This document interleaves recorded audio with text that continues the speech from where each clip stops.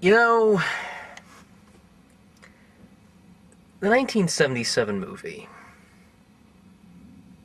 I saw it constantly as a kid. I grew up on it, for crying out loud. And despite its goofiness and moments of going over the top and stuff, I at least have a soft spot for it. Like, a legit soft spot. It's one of my favorite films, for crying out loud. There was always this roster of Disney movies I saw when I was young, including that one, like The Great Mouse Detective, Robin Hood, The Little Mermaid, 101 Dalmatians, just to name a few. And that was the one I always resonated with pretty well. And keep in mind, this was before I saw The Dark Crystal. So, whenever it came to the original 77 film, I, adored it. I liked the idea of a kid and his dragon. Hell, even to the point where I just practically, imagined that I had my own imaginary dragon. There'd be points that'd be like in the waiting room of like a hospital where I'm going to get a checkup, and I would turn to my mother and be like, "Don't sit there, you're sitting in my friend's seat."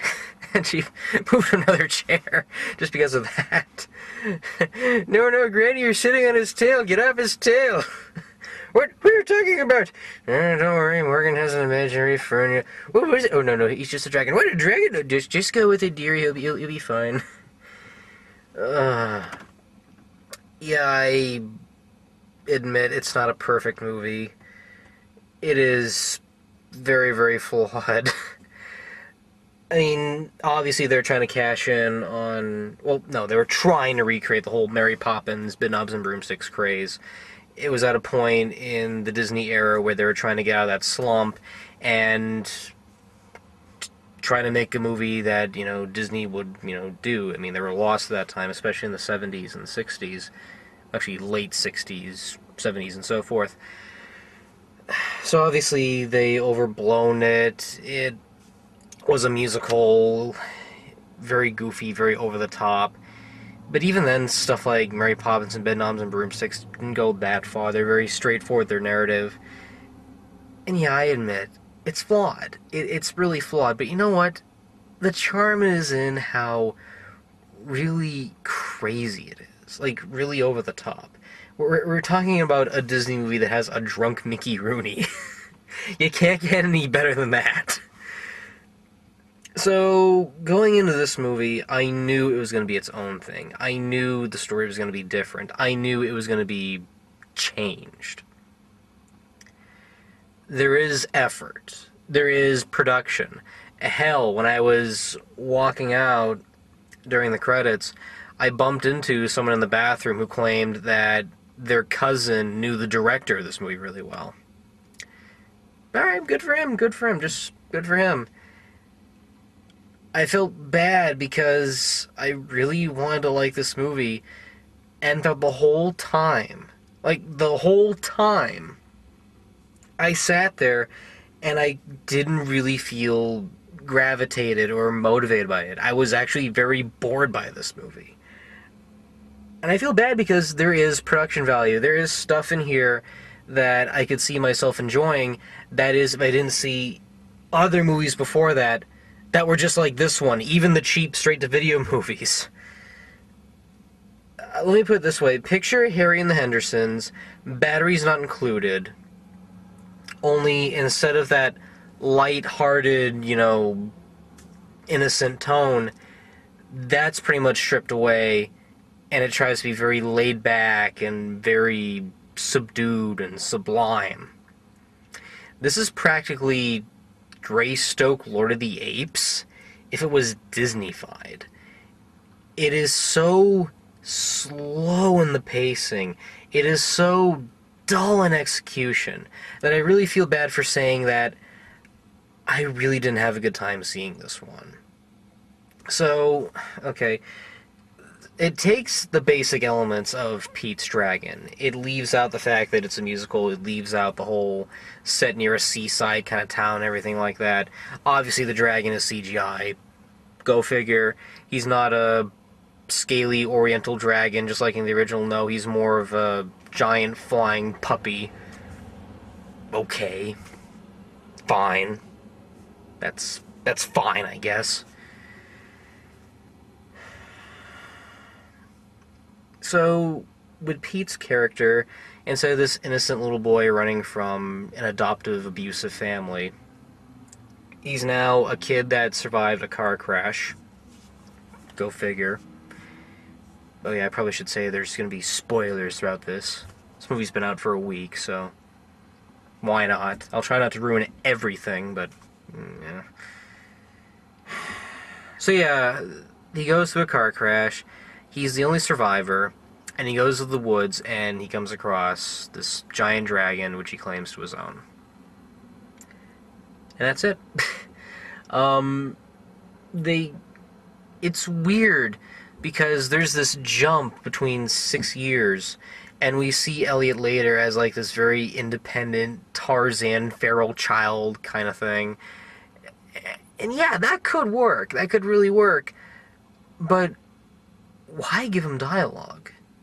I think it would have been more interesting if he lost that train of speech within those 6 years. I know you have to communicate with this giant creature, but even then, after seeing studies of feral children and knowing how that can affect their ability and everything, it would have been a little more interesting if Elliot's the dragon. If Pete, when he went into this feral state after the crash, just didn't talk at all. It would have made for a more interesting film, because there were points where it did get quiet, but when he'd be talking to Elliot, it just seems so confusing. Because there are points where he's going back and forth being small, intellectual, very little word, but not really big-worded kind of Pete. And then there'd be points where he'd be, like, in a hospital, just being all feral and Tarzan and stuff, and just, like, curiously looking at a balloon or not knowing what a sandwich is. Look, if you at least have the sense of having... This might be a nitpick, but on my part, if you have the sense of being in the woods for 6 years, 6 years, and going to a very forest, wild-like state, chances are you at least have some recollection of reality or the world you lived in, especially if you have the advantage of having a small IQ to the point where you can actually say words and stuff. Because there are moments where he's like looking at technology in a curious fashion, like records and, marveling at a sandwich and stuff, and it's like, really? For a kid that's been in the woods for 6 years, he should at least have a memory of what a sandwich is. Hell, he even has a book that he brings them, for crying out loud. I give the kid actor credit for where it's due. He's really trying to convey and convince that he's this wild child that's been out in the woods for a while, and he does sell that. But I didn't think he was interesting in this environment that he was in. He didn't really wow me by performance at all or anything. Because again, this is something I've seen before. These are things I have seen before. Greystoke, Lord of the Apes, that had Tarzan going from an infant slowly morphing to a kid. And that portion of the movie in Greystoke is a little more interesting than this here, because you see the evolution of Tarzan go along. You see him grow up with these apes and everything. Here, it's, he finds Dragon, and then boom, feral wild child, 6 years, and I'm supposed to accept the fact that he's been with this giant green furry thing for a long time. They sort of expect you to go along with this. They expect you to go along and say, okay, it's like this, so just go along with it. The main villain, he has some motive, we're not sure, just sort of go with it. Oh, we're going to have this environmental message, but then we're going to go exactly nowhere with it, so just go with it. And that really seems to tell me exactly what they're doing with this whole movie. It's like, okay, we're not going to be like this movie. Fine, good for you. So what we're going to do instead is toss these things onto the dartboard, and if it doesn't stick, just go with it. I'm tempted to say it feels forced, It just feels like they're trying to literally remove themselves from the original film. Not by doing something interesting and creative, but just sort of throwing these things in and saying, okay, let's see if this all sticks. Critics loved it. I guess there's no harm in saying that critics loved it.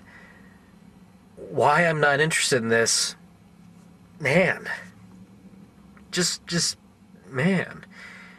I knew it was going to be different. I knew it was going to be absolutely not like the original. I knew it wasn't going to be a musical. I expected those things. I expected it to be different. But not like this. This was just slow and boring. And even then, the things that they advertise in the trailer don't really go anywhere. There's this character that Robert Redford plays where he claims he encountered a dragon. I guess he's like the storyteller to a bunch of kids or something near a logging industry, and he claims he's seen the dragon, and he's only in the movie for like 3 scenes minus the narration he has, and that's really about it. They sort of go absolutely nowhere with it when it actually could have been something unique. He could have been the Mickey Rooney of the whole movie, and that never really happens. The tale of dragons, blah blah blah blah, and then they try to force it in by having him cap off the end. It's like, you were barely in the movie, and all you did was just a little bit near the action sequence, and that's it. Good God, the crazy Native American and Mishi, the giant water creature, did more than that. I'm surprised I remember that movie. Spoiler alert, it's about the Loch Ness Monster. Like, that one's not good, but at least in the creative department of silliness, it's enjoyable for those reasons. Bryce Dallas Howard is in this as a park ranger, and I guess she's okay. I can't really say much on that part. You know, coming off of, a year or 2 later after Jurassic Park. Yeah, a year before Jurassic Park. I really gotta remember when my movies were released. This summer has had me so beat, I can't even remember straight. Either that or it was just a long day because there were things happening. But no, I guess she's okay. It's clear that when she's interacting with kids, she tries to be a very motherly-like figure. But when it comes to, like, big situations, like, making sure the forest is intact and stuff like that, she sort of does it with, like, this very Disney whimsy-like charm that doesn't really feel realistic. It's just like she knows she's in a Disney movie, and it's kind of like, oh, I'm just going to do this sort of thing. When she's interacting with the kids, she's fine, but when she's, like, trying to do her character on her own, it's like, oh, it's this kind of thing, so okay, I'm just gonna act like this and be whimsical and not serious and care. She's pretty much like Sean Young from Baby Secret of the Lost Legend. She's sort of there. She's sort of just going along with this plot and saying, okay, it's this kind of movie, so, alright, that's what it is, fine. The villain of the movie, my god, Dr. Terminus was more memorable. Okay, let me explain something from the original film. There is a character that kind of holds the 77 version together, and it's this snake oil doctor called Dr. Terminus who keeps conning the town into buying all these fake medicines and techniques that he has. And it's funny because even at one point, I rewatched this movie a few days ago, at one point he mentions how he knows all these practices and all these true methods and stuff. He just likes the aspect that if he cures these people, he'll be out of business. Hence why he makes all these phony baloney cures and stuff. Alright.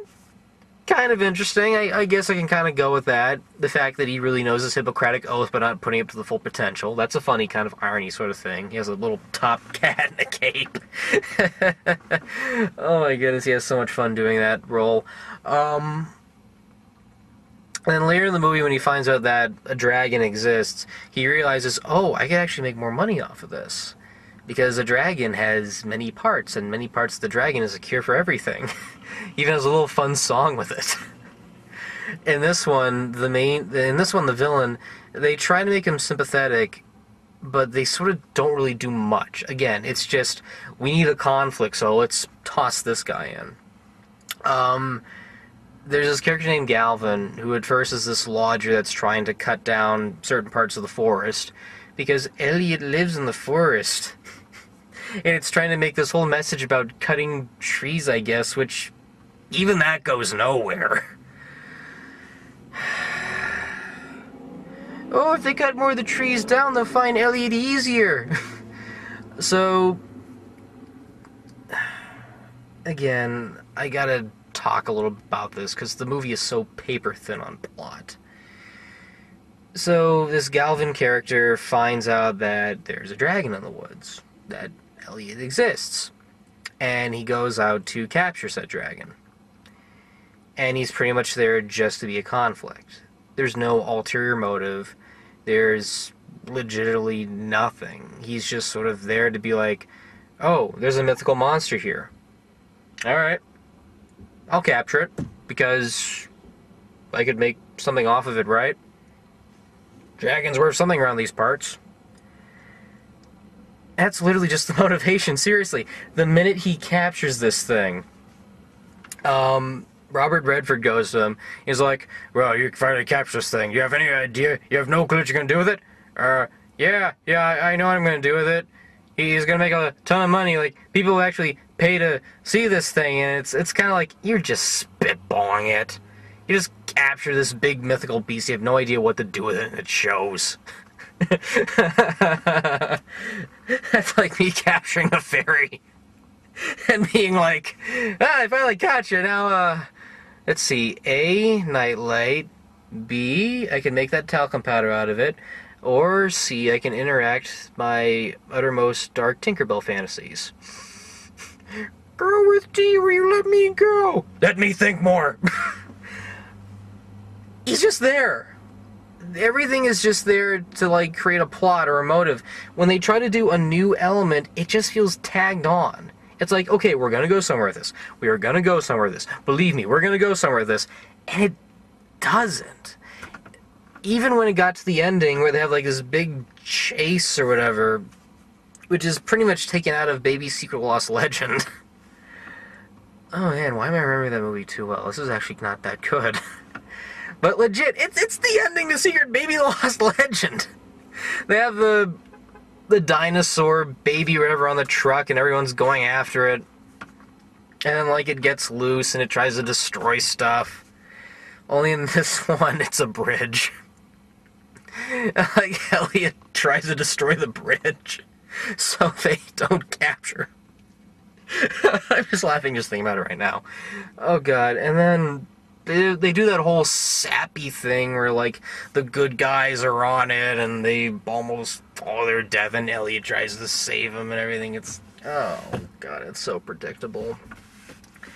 I know what this movie's trying to be. I really, really do. I've seen Harry and the Hendersons. I've seen Batteries Not Included. Daryl. E.T., which is pretty obvious.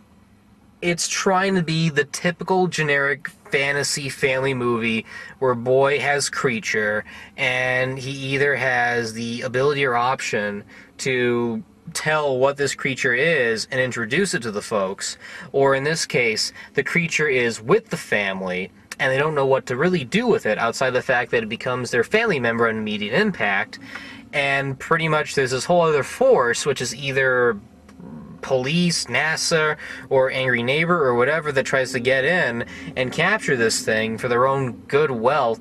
It's so A, B, and C that I literally just felt brain dead watching it. I knew exactly what direction it was going into, and I felt very bad because it's obviously well shot, it's obviously trying to be good, but the execution is so slow, and the pacing of this thing is really plotting. It's like, we gotta set this up with the relationship between Pete and Elliot. Okay, we'll just have like a montage of them in the woods interacting and stuff, and then we'll take it from there. Like, nothing feels congruent. It just sort of happens, and they try to branch off of it, and it sort of goes nowhere with it. It really doesn't. There's no driving motive.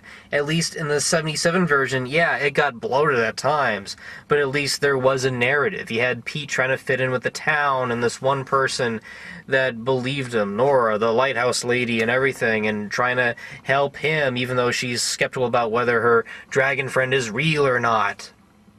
And then the townsfolk being all shut off and everything, and even though the townsfolk are goofy and being led by Mr. Magoo of all people.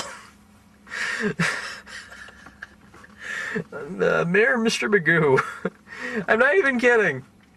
They get Jim Backus to play the mayor of Passamaquoddy in the 77 version. Yeah, they do stupid things, but at least Jim knows exactly what to do. But man, this is just... It's so slow, and there's even times where the editing gets really weird. They do that thing where a scene happens where people are talking, and then at the same time something is simultaneously happening, and they kind of intercut it, and the dialogue sort of branches over it, just to, save on time and stuff. There's a scene where Elliot is brought to a hospital for the first time, and he's very feral, he usually thinks a red balloon is a creature, I guess. And he starts, trying to escape and everything. And while that goes on, Ranger Bryce Dallas Howard is talking to one of the hospital, one of the nurses, and you hear the dialogue right over the scene when Elliot is trying to escape, and they intercut it, so you hear them talking, and then you see them conversationing, and then you cut back to Elliot escaping, and you hear them talking, and they do that more than once to the point it so irritated me that I wanted to see the sequence play out, and then just sort of intercut here and there without the overlapping of dialogue. I don't know if it's because they wanted to make the movie go quicker in pace. It's already slow as it is. But oh man, and there's a reason why I didn't bring up Elliot. I knew it was going to be CGI. What I didn't expect him to be was a big, giant, furry dog with wings. That is really what it is. It's just a giant, furry dog with wings. I mean, okay, the original was not that perfect either. It was a Don Bluth animated creation with pink hair. And it talked in gibberish. But you know what? It was more interesting. It had personality, and even in the animation alone, there was this anthropomorphized kind of personality into him. He was very, mischievous and innocent, and that made it all the more interesting. Here, it's this big, giant, furry dog, and that's really what it is. It's just a giant, big, furry dog. There's not much of a personality or menace into him. It's just a King Kong, Mighty Joe Young kind of creation that's just pretty much flying around, grunting and roaring. He breathes fire. That's kind of cool, and that's really about it. It only breathes fire once. And I know what they're trying to do. They're trying to be like, oh, Falcor in the Neverending Story had fur and stuff, so that shouldn't be too big of a problem. Yeah, but in the original, he was sort of designed after a traditional Oriental dragon. And that is the actual term, Oriental dragon. Because Oriental dragons were good. They were kind-natured, and that was a belief that they had in Chinese mythology. And here, I didn't get a sense of that. All I just saw was just this big, furry dog that's pretty much flying around. You could pretty much just call the movie Pete's Big Green Dog. And even that would make more sense in the title itself. There were points where this tried to get like a little edgy, but it just didn't really go anywhere. Like, there's a bit where Ranger Bryce Dallas Howard, finds out about, Elliot's parents getting killed, and, she's told that social services is going to come in and, take him, be at the station, they'll be there. And instead she goes off with Pete to find, man, this movie's getting forgettable to me, goes off to, find the dragon and stuff. And it's like, okay, there could be a sense of something tensionized in there. There could be some psychological angle they could have gone with. Like, maybe play up to the audience's expectation, even from the start. Like, maybe he was lost in the woods for a long time. Maybe he imagined this creature just to play around with and stuff. Like, make it like hide and seek in a sense. have it be like this very imaginary creation of the kid's expectation and play with the audience for a little. And in hindsight, they sort of do, in a sense, but then it's like, oh yeah, it's a Disney movie, the dragon's real. Oops. Because there are moments where the family questions Pete whether or not, Elliot is like his imaginary friend or something in his brain. They kind of look at it like, okay, this thing must be imaginary. And it's like, yeah, for a movie that's trying to update the boy and his dragon thing, that would have made a whole new interesting layer from the start. It would have added something different. It would have been like Where the Wild Things Are, where you go into Max's whole universe of monsters, and the monsters are like different depictions of him. And the more I think about it, that would have been the more interesting route. Don't let there be a dragon. Let the dragon be in Pete's mind. Just like Pan's Labyrinth. Oh my god, that would have been the better movie. So what the hell did I see? What the hell did I see?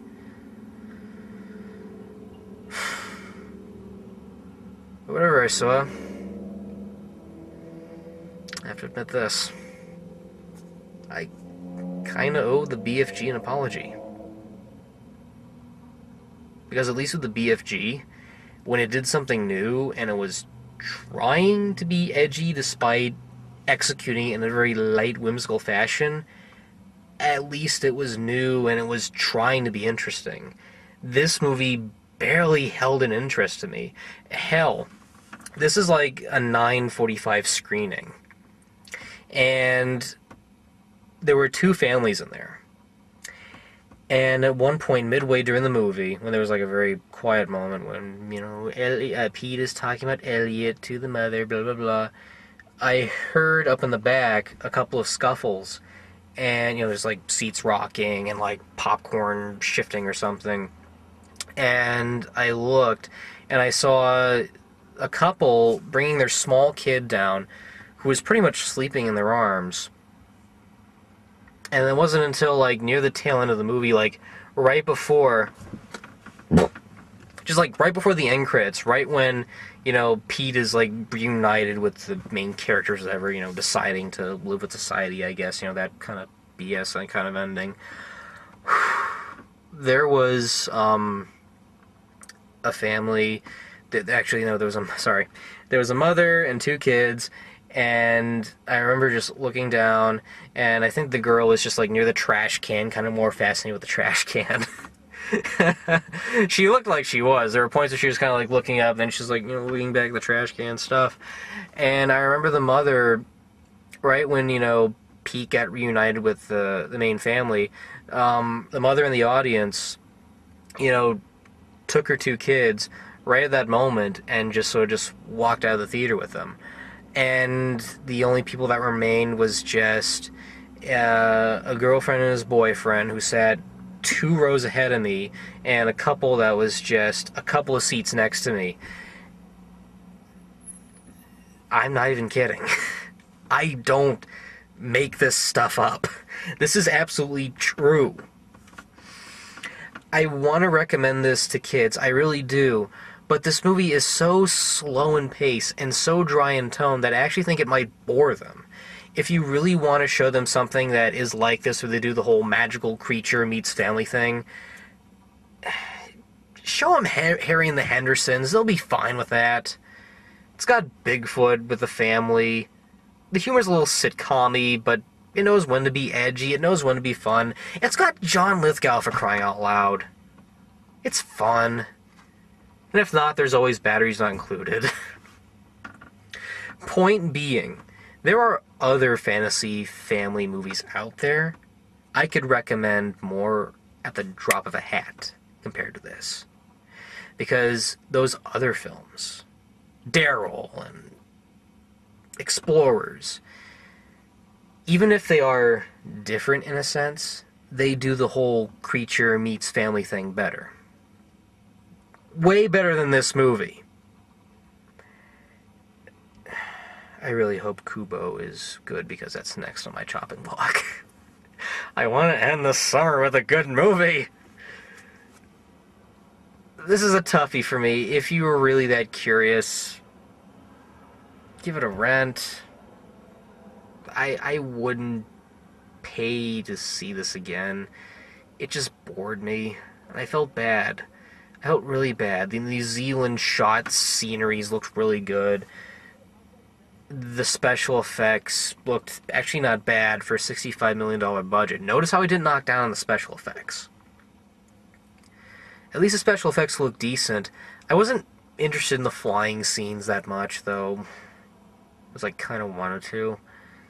I don't know, maybe they were cut down or something. Because I do recall a couple of shots that weren't in the trailer, like them flying over caribou or something, or maybe I just zoned out a couple of spots.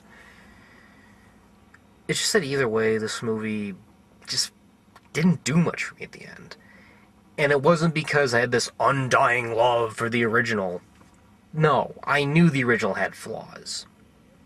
It's my favorite movie, yeah, but I went in with open mind. I expected it to win me over. I expected to walk in and go like, okay, maybe this will be good, maybe this will be good. Nope! Played itself way too safe. And even if it was a little more edgier, it still wouldn't have made a difference. Hell, even like midway, right before the dragon right before Elliot got captured, I was so bored, I literally turned my cell phone back on and started texting James and all my friends at one point. I had to do it in secrecy, of course, because I didn't want to bother the other people. That is how bored I was with this movie. I was so bored that midway, I literally had to turn my phone on to make sure I wasn't going crazy. You know, I'm going to end it with this. Chances are, if I walked out of this movie, I wouldn't have regretted it. But my biggest regret with this movie is that I didn't walk out on it. And in hindsight, I should have. Take it for what it is. Later.